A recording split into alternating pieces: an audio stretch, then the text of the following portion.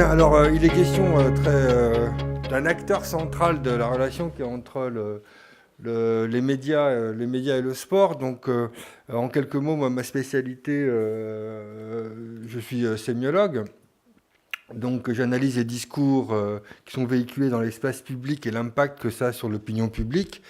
Et depuis 2000, et un colloque fondateur à l'INSEP qui s'intitulait Montrer le sport. Mes travaux principaux se sont concentrés sur la représentation médiatique du sport, les discours et les pratiques journalistiques et les productions, notamment médiatiques, des dispositifs sportifs. Bon, le journalisme de sport est un acteur central. On dit journaliste de sport et non pas sportif, vous le comprendrez, enfin je le préciserai un peu plus tard. Et cette intervention est fondée sur un certain nombre de problématiques auxquelles, donc prochaine diapositive, auxquelles je ne répondrai pas immédiatement cet après-midi par manque de temps, mais qui resteront en suspens et qui peut-être alimenteront les discussions par la suite, aujourd'hui ou un peu plus tard, et je serai ravi de poursuivre la discussion avec l'un ou l'autre d'entre vous. Donc la première problématique, c'est évidemment de discuter de la spécificité de la pratique et de la responsabilité des professionnels de l'information que sont les journalistes de sport. Alors quand on parle de spécificité, il ne s'agit pas de les distinguer, comme le rappelle la deuxième problématique, donc qui est de dire,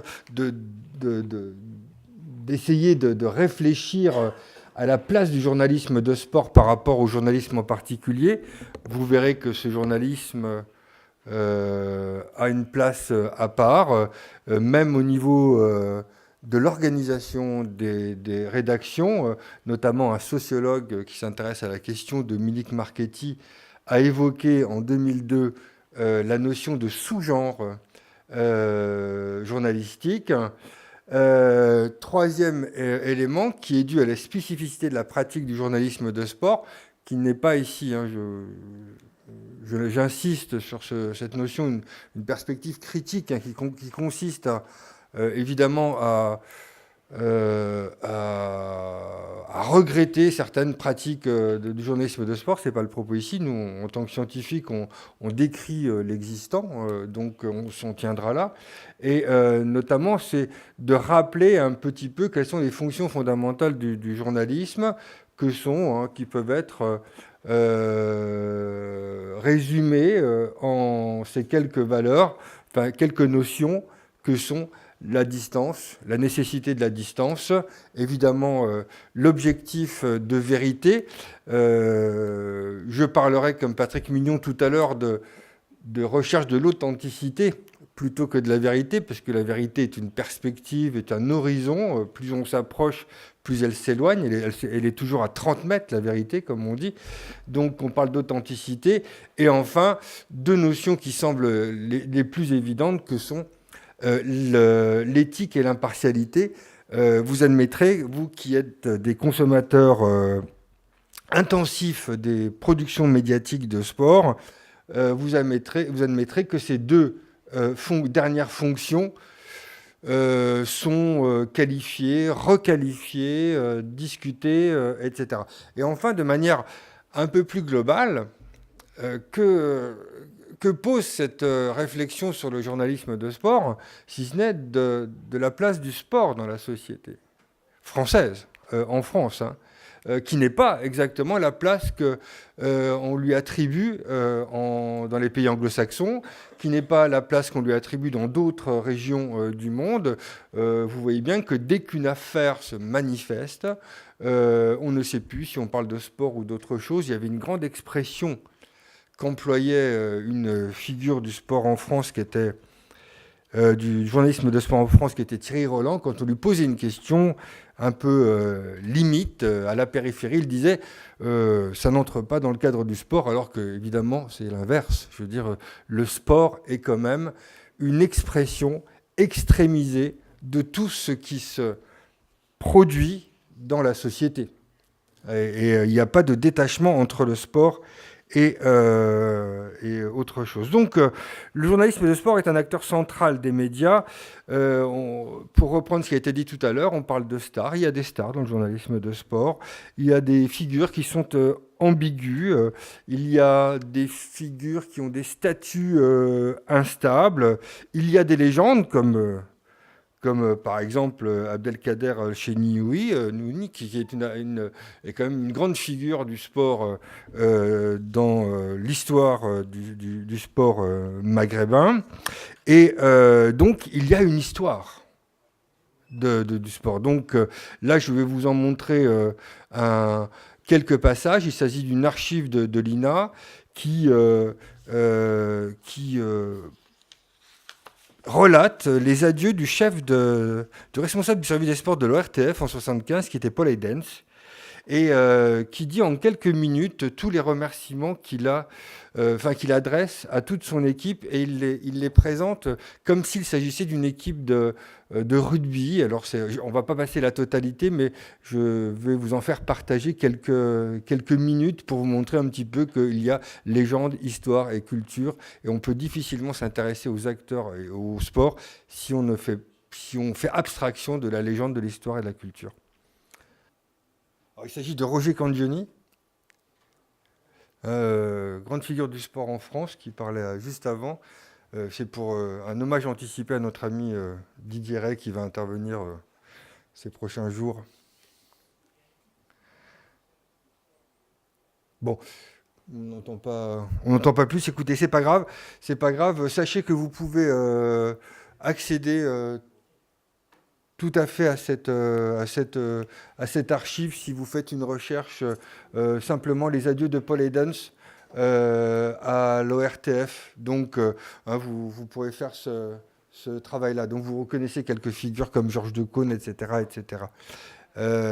On va passer à la suite parce que j'aurai peut-être pas le temps de dire tout ce que j'ai à dire. Oh, on va passer à la suite, c'est pas grave. Ok. On continue. Voilà. Alors, la place du sport, du journalisme de sport, elle peut être non pas résumée en ces quelques témoignages, mais néanmoins, il y a quand même des éléments de réponse.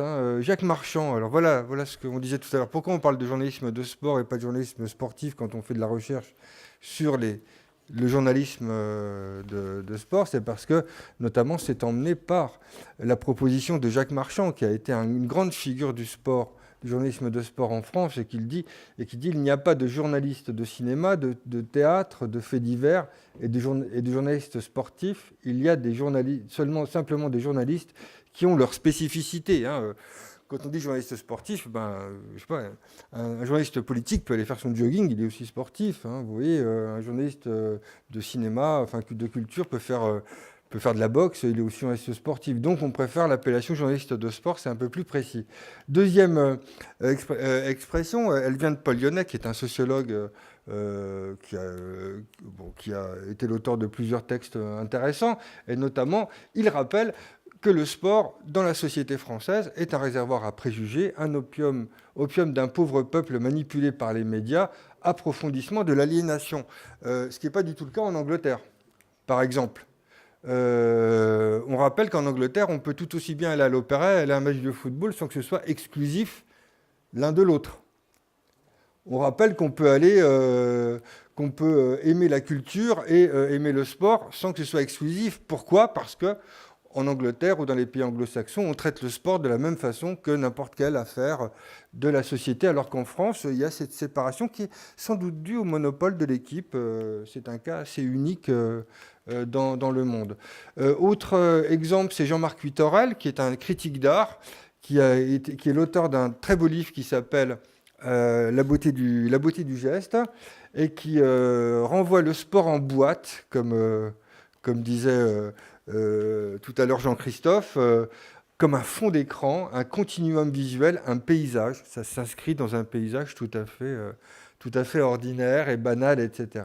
Et puis, il y a cette phrase d'un célèbre journaliste belge, Jean Eskenazi, en 1951, journaliste de sport, qui rappelle qu'il faut s'imposer dans le métier de journalisme global parce que le sport le terme de journaliste sportif, il disait à l'époque encore journaliste sportif, a un caractère quelque peu péjoratif, ce que dit Raymond Marcillac, première grande figure du journalisme de sport à la télévision française, à la RTF, qui rappelle que quand il a essayé d'imposer le sport à la télévision, on lui répondait, mais le sport c'est bon pour les primaires, les journalistes spécialisés dans le sport sont ceux qui ne sont pas capables de faire autre chose. Évidemment, tout le monde n'est pas Andrew Jennings, comme le disait Richard tout à l'heure. Donc, cette idée d'être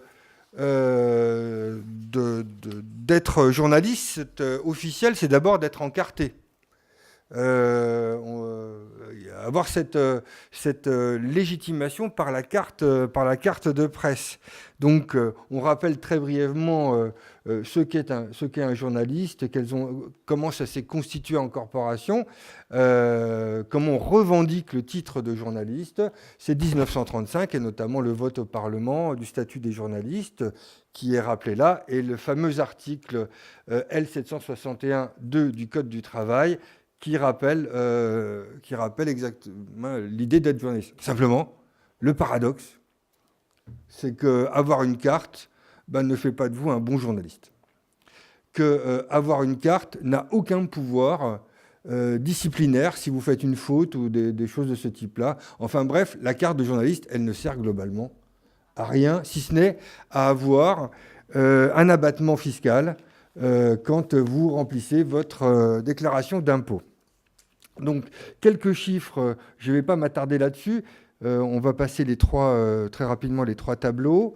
Ça aussi, vous pouvez les trouver sur Internet, c'est sur le journalisme, le carte de journalisme, qui rappelle notamment qu'il y a de moins en moins de journalistes qui demandent cette carte et qu'il y a une baisse que vous pouvez noter du journalisme, et ça s'accompagne notamment par la formation que l'on retrouve dans l'ensemble des journalistes de sport qui ne sont pas issus des écoles accréditées officielles de journalisme, mais qui viennent de formations polyvalentes, diverses, etc.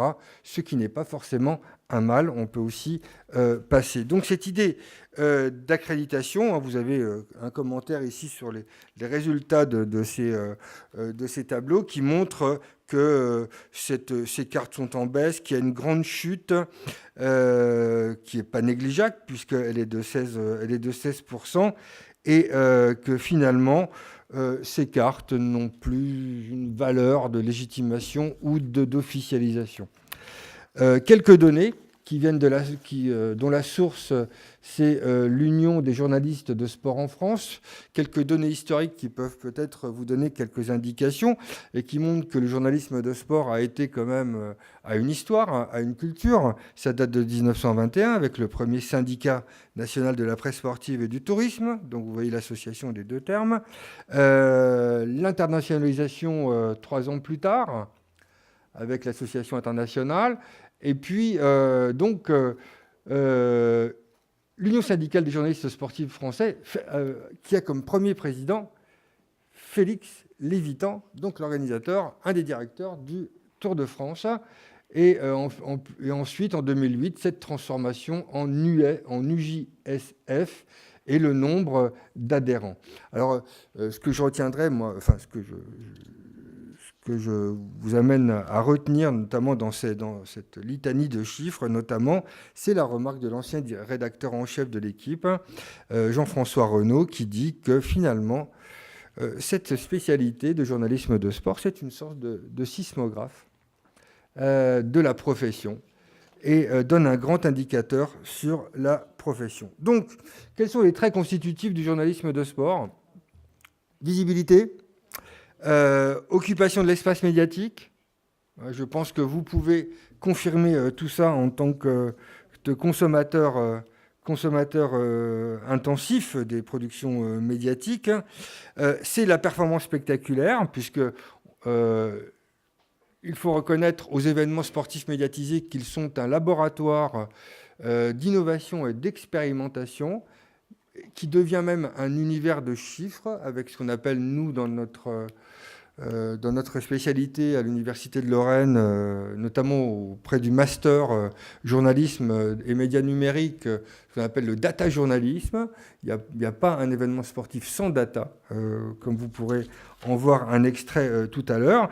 Et puis qu'enfin, quels sont les registres pour analyser les trajectoires des journées sportives? C'est d'abord le registre vocationnel, à objet de passion. C'est clair pour tout le monde. Ce n'est pas un métier qu'on embrasse par hasard. Et puis enfin, c'est aussi quelque chose d'aléatoire. Quelque chose d'aléatoire qui pose un certain nombre de problèmes. Donc un exemple d'hypervisibilité, bon, vous en avez un là. Et ensuite, un exemple de data, c'est notamment au travers de... si vous suivez les courses de Formule 1, par exemple, vous pouvez suivre les courses de Formule 1 à la fois à la télévision, sur votre tablette, sur un téléphone mobile. Et sur un téléphone mobile, moi, c'est ce que je fais quand je suis à mon Grand Prix de Formule 1. J'ai plus d'informations sur mon ordinateur qu'à la télévision, ce qui veut dire que la visibilité n'est pas forcément un gage de richesse d'informations. Quelle est la cartographie actuelle du journalisme de sport pour ceux d'entre vous, et notamment je m'adresse aux étudiants qui sont là et qui souhaiteraient embrasser cette carrière, c'est que finalement, on le disait qu'il n'y a pas de formation académique, mais il y a plutôt des parcours diversifiés. Mais avec un certain nombre d'avertissements, c'est qu'il y a une paupérisation. Il y a beaucoup de journalistes, et donc plus il y a de journalistes, plus il y a une tendance à la paupérisation, c'est-à-dire que il y a beaucoup de pigistes qui ne sont pas forcément très bien payés, comme vous pouvez vous en rendre compte, et il n'y a pas forcément de carrière rectiligne. Il y a un certain nombre d'exemples. Donc, au niveau de la contextualisation, de quoi on se rend compte quand on analyse ce travail cette étude sur le journalisme de sport, c'est qu'on se rend compte qu'il y a une émergence d'une nouvelle génération. Alors, par quoi est marquée cette nouvelle génération? Principalement par la dimension visible, par le visuel, par l'audiovisuel. Quand des étudiants qui veulent devenir journalistes de sport viennent pour se former, etc., ils sont bien en peine de citer un journaliste de la presse écrite, un journaliste de radio, un journaliste tout autre, mais par contre, ils vont vous citer un commentateur ou un polémiste. Alors, je ne vais pas citer de nom ici, il y a des polémistes qui sont très pesants à la télévision française, donc, mais bon, dont la valeur journalistique peut être, disons, discutée. Il n'y a pas de raison. Si on polémique d'un côté, on peut polémiquer de l'autre. Donc, vous voyez, les étudiants sont... principalement marqué par l'attractivité, par le monopole des médias audiovisuels, dont les médias en ligne. Notamment, il y a la présence accentuée de consultants qui ont une valeur ajoutée, certes, mais dont le statut est assez ambigu. Si jamais on vous fait une étude quantitative des dispositifs médiatiques, vous vous rendez compte que le temps de parole accordé aux consultants est supérieur au temps de parole accordé aux journalistes. Que la fréquence d'images, de plans accordés aux consultants, attractivité, est nettement supérieure à la fréquence et au nombre de plans accordés aux journalistes. Donc, ça, c'est assez important. Autre chose qui est plutôt une dimension positive, c'est qu'il y a une progression de la féminisation et des minorités visibles. Alors, quand je dis minorité visible, ce n'est pas pour stigmatiser ou pour pointer telle ou telle minorité, mais enfin, dans le journalisme de sport, on a un reflet de la diversité de la société. Ce qu'on n'a pas en politique, ce qu'on n'a pas dans l'économie, ce qu'on n'a pas dans la culture, ce qu'on n'a pas dans tout autre secteur du journalisme, et c'est un reflet du nombre de pratiquants. Et puis, il y a aussi la dimension du capitalisme et du marché qui ont été évoqués de différentes façons ici, notamment par Richard ici. Donc, les secteurs d'activité, les voici. Même chose, il y a diminution à peu près partout dans les médias, sauf en télévision et en radio. Mais dans la presse écrite, il y a diminution de nombre de journalistes. Et puis, il y a sans doute, il va y avoir des changements dus aux médias en ligne. Là, vous avez des exemples de vedettarisation du journalisme, de figures. Bon, l'équipe de Bein Sport. Alors, qu'est-ce qu'on peut dire sur cette équipe, si ce n'est qu'ils sont tous beaux, ils sont magnifiques. En plus d'être très bons, je pense notamment à une figure à Bein Sport qui s'appelle Anne-Laure Bonnet, qui est phénoménale. C'est une journaliste qui est une femme, qui est une connaisseuse très fine du monde du sport et qui en plus parle 5 langues. Bon, on pourrait dire que c'est pas Paganelli, quoi. Mais vous voyez, c'est des choses de cet ordre-là, d'une grande profession, hein, professionnalisme, donc on trouve ça. Autre chose, là, vous vous confrontez avec l'équipe de Canal+, même chose, vous reconnaîtrez pour les spécialistes, journalistes, consultants, et puis la figure féminine assez... qui est le facteur d'attractivité. Par exemple, on évoquait tout à l'heure Anne-Laure Bonnet, qui est une grande journaliste de sport, que je considère comme l'avenir du journaliste de sport. Et à côté de ça, bon, vous avez des télévisions espagnoles qui mettent l'accent sur des figures assez attractives. Donc, pour terminer, évidemment, je n'ai pas le temps de dire tout, mais je fais très rapidement. Qu'est-ce qu'on peut dire de cette question du journalisme de sport? C'est qu'on rentre dans un professionnalisme du flou. Du flou parce qu'on a du mal à en déterminer les contours.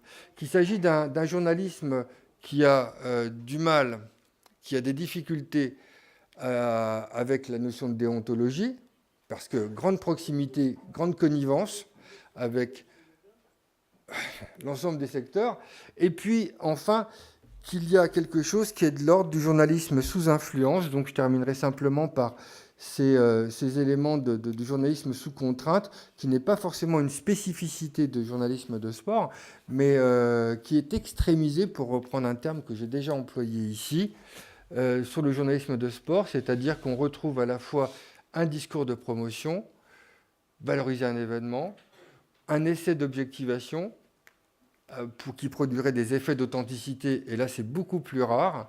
Moi, je me rappelle simplement de journalistes qui avaient des tons neutres, mais c'est assez rare. Il y avait même dans l'histoire, selon les archives de l'INA, un journaliste qui commentait des matchs de football en disant « Monsieur Coppa passe la balle à Monsieur Fontaine », etc. Alors que maintenant c'est « Zizou », machin, etc. Et puis après, il y a la personnalisation.